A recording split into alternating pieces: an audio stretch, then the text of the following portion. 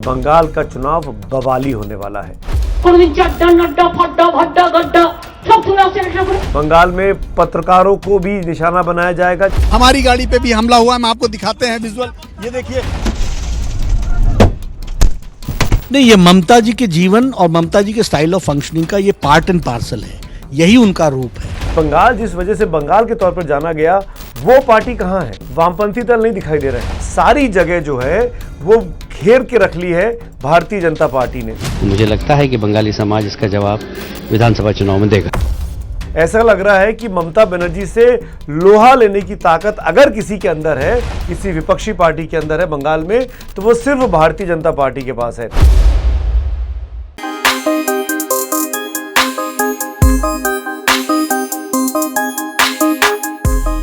नमस्कार दोस्तों, बंगाल में चुनाव है। बंगाल में चुनाव से ज़्यादा बवाल है और बंगाल की जो राजनीतिक लड़ाई है वो दिल्ली तक चली आई है। आज इस मौके पर मैं आपसे ये चर्चा कर रहा हूँ। ख़ास बात यह है कि इसमें टीएमसी और भारतीय जनता पार्टी, ये दो पार्टियां तो पुरजोर तरीके से इस सियासी लड़ाई की तस्वीर में अपनी अपनी जगह बनाती दिखाई दे रही हैं। लेकिन बंगाल जिस वजह से बंगाल के तौर पर जाना गया, वो पार्टी कहाँ है? वो पुराने प्लेयर्स कहाँ चले गए? वामपंथी दल नहीं दिखाई दे रहे हैं। कांग्रेस पार्टी जिसका सालों साल वहाँ पे मुख्यमंत्री रहा, वो कांग्रेस पार्टी कहाँ चली गई? करीब 30-32 साल तक सीपीएम के मुख्यमंत्री रहे, पहले ज्योति बाबू, फिर बुद्धदेव बाबू। आज इस पूरी बंगाल के चुनाव को लेकर जो सियासी माहौल गरमाया है, उसमें उनको स्पेस नहीं मिल रहा है। सारी जगह जो है वो घेर के रख ली है भारतीय जनता पार्टी ने। ऐसा लग रहा है कि ममता बनर्जी से लोहा लेने की ताकत अगर किसी के अंदर है, किसी विपक्षी पार्टी के अंदर है बंगाल में, तो वो सिर्फ भारतीय जनता पार्टी के पास है। और ये तब हो रहा है जब बीजेपी की आज की तारीख में विधानसभा में स्थिति बंगाल में बहुत ही खराब है, बहुत ही न्यूनतम स्तर पर है भारतीय जनता पार्टी। ये जरूर मैं मानूंगा और कहूंगा कि 2019 के लोकसभा चुनाव में बीजेपी के 20-22 सांसद जीत कर आए थे। करीब 40% से ज़्यादा वोट भारतीय जनता पार्टी को मिला था। इसीलिए बीजेपी के पास वहाँ पर खासकर ग्रामीण इलाकों में, शहर में बीजेपी को शहरों की पार्टी कहा जाता है, लेकिन ग्रामीण इलाकों में जो कांग्रेस का या लेफ्ट पार्टियों का जो काडर था, वो उनकी अपनी पार्टियों के गायब हो जाने से, उनके अपने लीडर्स के एक तरीके से सरेंडर कर देने के बाद वो जो काडर है वो बीजेपी ने एक्वायर कर लिया है। और बीजेपी इस कोशिश में आज से नहीं, बीते कई सालों से लगी है। आप ये मान सकते हैं कि 2014 का चुनाव जब जीता था भारतीय जनता पार्टी ने, तब से वो कोशिश कर रही है। तो ग्रामीण इलाकों में भी भारतीय जनता पार्टी की पकड़ हो रही है और शहरों में जो हो रहा है, जो आपने कल की तस्वीरें देखी, इन तस्वीरों को ध्यान से देखिए। जिस तरीके से बीजेपी अध्यक्ष जेपी नड्डा की गाड़ी पर अटैक किया जा रहा है, उनके साथ चलने वाले कार्यकर्ताओं को लाठियां बरसाई जा रही हैं, उनकी बाइक उनसे छीनकर गिराकर उनको मारने की कोशिश की जा रही है। कैलाश विजयवर्गीय जो कि महामंत्री हैं, भारतीय जनता पार्टी के प्रभारी है बंगाल के, उनकी गाड़ी पर पत्थर से हमला हो रहा है, ये देखिए। और ये तमाम तस्वीरें इस ओर इशारा कर रही हैं। और आप इन तस्वीरों में जो पीछे लोग दिखाई दे रहे हैं, जो भीड़ दिखाई दे रही है, उनके हाथ में तृणमूल कांग्रेस के झंडे हैं। तो इस बात को आप इनकार नहीं कर सकते कि कहीं ना कहीं बीजेपी का ये आरोप कि टीएमसी के लोगों ने उनके नेताओं को मारने की कोशिश की, उन पर पत्थरबाजी की, उन पर हमला किया, इन तस्वीरों के आधार पर जो आप देख रहे हैं, लगता है कि बीजेपी की बात में दम है।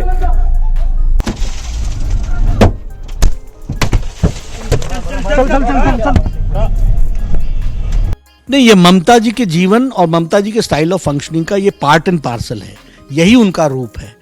और यही इसी कारण से बंगाल जो रविन्द्रनाथ टैगोर का बंगाल रहा, जो अरबिंदो का बंगाल रहा, जो विवेकानंद का बंगाल रहा, रामकृष्ण परमहंस का बंगाल रहा, आज वो शर्मसार है। किसी भी लोकतंत्र में आप वाद विवाद करते हैं, आप अपने आर्गुमेंट से, अपनी बातों से, अपने भाषणों से, चाहे वो स्ट्रीट पे दें, चाहे वो विधानसभा में दें, चाहे वो संसद में दें, उससे आप अपने आप को अपनी लीडरशिप को स्थापित करने की कोशिश करते हैं। हिंसा का कोई रोल नहीं है। लेकिन आज मैं आपको बता दूं, आज हम दिसंबर के महीने में हैं, चुनाव होने में अभी भी करीब 5-6 महीने का वक्त बाकी है। और इस 5-6 महीनों में जिस तरह की शुरुआती तस्वीर बंगाल से आ रही है, वो ये इशारा कर रही है कि बंगाल का चुनाव बवाली होने वाला है। बंगाल में बेहद तनाव होने वाला है। बंगाल में पत्रकारों को भी निशाना बनाया जाएगा, जैसा कि कल भी एबीपी न्यूज़ के रिपोर्टर नीरज पांडे के साथ हुआ। बंगाल में जो स्थानीय पुलिस है वो भी लपेटे में आएगी। हमारी गाड़ी पे भी हमला हुआ है, हम आपको दिखाते हैं विजुअल।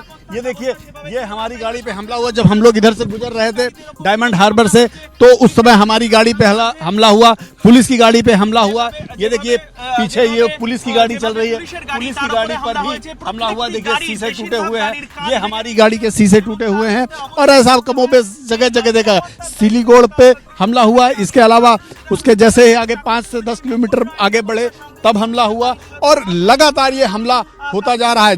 जब राज्यपाल धनखड़ साहब ने डीजीपी और होम सेक्रेटरी को कल तलब किया नड्डा पर हुए हमले के बाद, उसके बाद जो रिपोर्ट राजभवन से दिल्ली के गृह मंत्रालय में पहुंची है, उस रिपोर्ट में साफ कह दिया कि सुरक्षा में चूक थी। राष्ट्रीय पार्टी के अध्यक्ष होने के नाते जो सुरक्षा व्यवस्था होनी चाहिए थी जेपी नड्डा के काफिले की, वो नहीं की गई। When your constitutional head is questioning you and questioning you to an extent कि आपकी पुलिस पॉलिटिकल पुलिस हो गई है, आप पॉलिटिकल पार्टी के एक्सटेंशन हो गए हैं, आपके एक्ट्स ऑफ ओमिशन कमीशन की वजह से एक भयानक सीन हो रहा है, उसके बाद they went in silence mode. अब जबकि दिल्ली से गृह मंत्री खुद अमित शाह ने बीजेपी के नेता होने के नाते इस महीने की 19-20 तारीख का दौरा पश्चिम बंगाल का तय कर दिया है, तो आप मान के चलिए कि अब इस पूरी लड़ाई में बीजेपी वर्सेस ममता ही होने वाली है। दीदी versus BJP, TMC versus BJP, Modi versus दीदी, यही इस लड़ाई का रुख होगा। इसमें वामपंथियों के लिए जगह नहीं बची है। इसमें कांग्रेस भी अपनी जगह पूरी तरीके से एक तरीके से खो चुकी है या समर्पण कर चुकी है। कांग्रेस के नेता विपक्ष के हैं अधीर रंजन चौधरी, बंगाल से आते हैं, लेकिन अधीर रंजन चौधरी या उनके साथ उनकी टीम सड़कों पर वो करती नहीं दिखाई दे रही, वो जुझारूपना नहीं करती दिखाई दे रही जो बीजेपी के कार्यकर्ता दिखाई दे रहे हैं। बीजेपी का ये बड़ा इल्ज़ाम है कि उसके कई कार्यकर्ताओं को बारी बारी से अलग अलग इलाकों में राज्य में बीते कुछ सालों में मार दिया गया है, और ये सब सियासी हत्याएं टीएमसी के इशारे पर हुई हैं।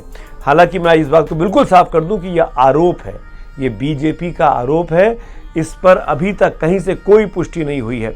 अगर हम राज्य पुलिस की बात माने, अगर हम मुख्यमंत्री ममता बनर्जी की बात माने, जो उन्होंने कल कहा, इसको ध्यान से सुनिए, वो साफ कह रही हैं कि भाई बीजेपी के लोग खुद पर हमला करवाते हैं।